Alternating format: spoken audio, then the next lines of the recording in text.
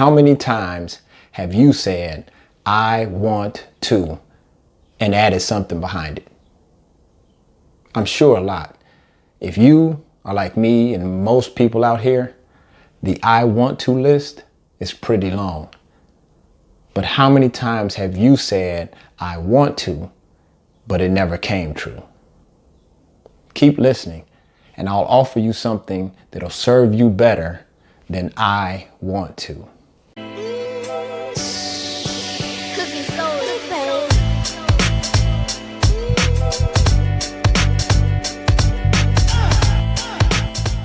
I was talking with my dad a while back, and he mentioned an incident that involved a young relative of ours. Dad was visiting his sister, who was watching her grandchildren at the time. After a while, he noticed that one of them was jumping on a love seat in one of the bedrooms. He also noticed that after a while, the child stopped jumping, and he had a really intense, inquisitive look on his face. There was a bed across from the love seat, and it quickly became apparent to my dad that this young boy might be considering making a jump from one to the other. Dad calls out his name and says, "You shouldn't make that jump. I wouldn't do that. You might get hurt." My little cousin pauses, appearing to consider my dad's cautionary statement. He turns and looks at the bed, then back to my dad, and back to the bed once more. And then he turns to my dad and says, "But I have to." I'm shaking my head, chuckling, because I've been around this little fella long enough to know he's a very energetic, spirited young child, which is a good thing. But then it hit me. The thing that little boy gets that so many people never develop, or worse, they lose when they become adults, that our lives will be shaped and impacted more by what we have to do, not what we want to do. Think of how many times you've heard someone speaking and they're talking about what they want to do. Sometimes it's different things. They hop from this to that to the other. But sometimes it's the same thing, stated from time to time over the years. But now, how many times have the things they say they wanted to do been realized? And more importantly, more personally, how many times have you stated, I want to, but you never did it? Or you haven't as of yet. Here's one we've all heard. I want to earn more money. That's nice, but how? By just saying, I want to? Most do that, but also most find themselves years later earning the same amount of money, or even worse, less. The issue is they didn't make it, I have to. When it becomes, I have to earn more money, they'll begin to think of ways to earn more money, either within their present job, or they'll think of things to do to get a better paying job. Or they may even think of something to create to supplement what's already coming in. They'll feel increasingly like they can earn more money. Then they'll take whatever actions are necessary to do what they need to be deserving of more money. Here's another one.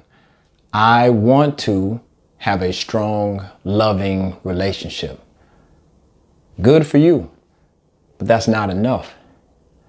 If that is your goal, say, I have to have a strong, loving relationship. Make that switch, and then you'll see who you have to be to attract that type of relationship.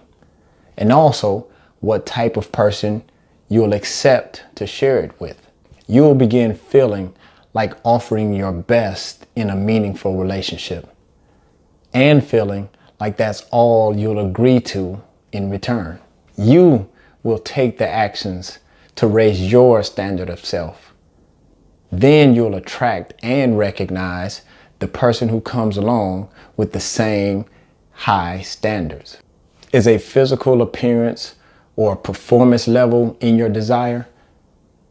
Dismiss the I want to stance. Taking an I have to position will make you think clearly about where you are, where you see yourself being, and by what time.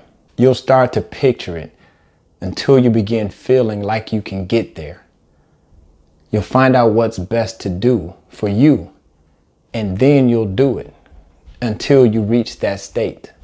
These are just examples, but any other thing is positively affected when you change from I want to I have to.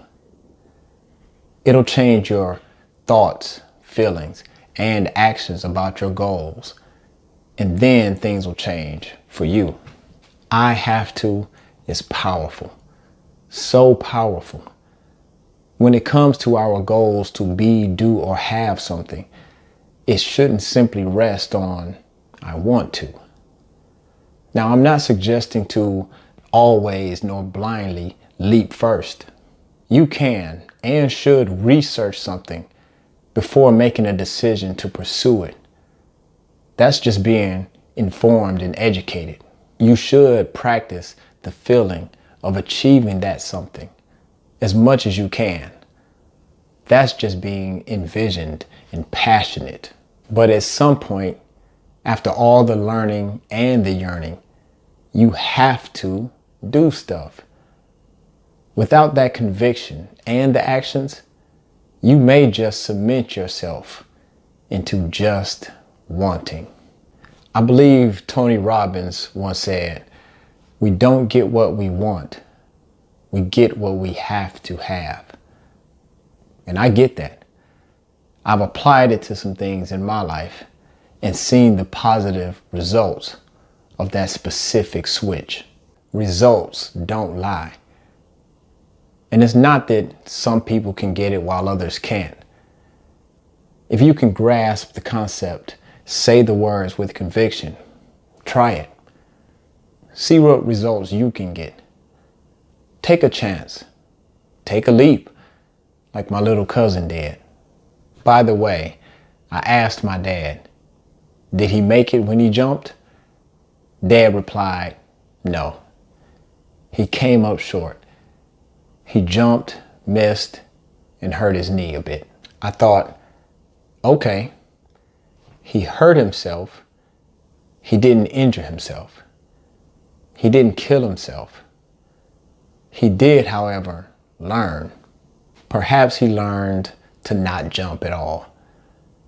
Maybe he learned to jump harder or further. Or perhaps he learned there can be another way to get onto the bed.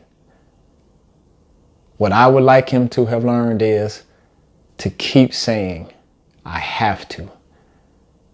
It'll take him to much higher places than landing on any bed. We could all use more of what he, like many children, have. The inquisitiveness, the exciting feelings, the wild dreams.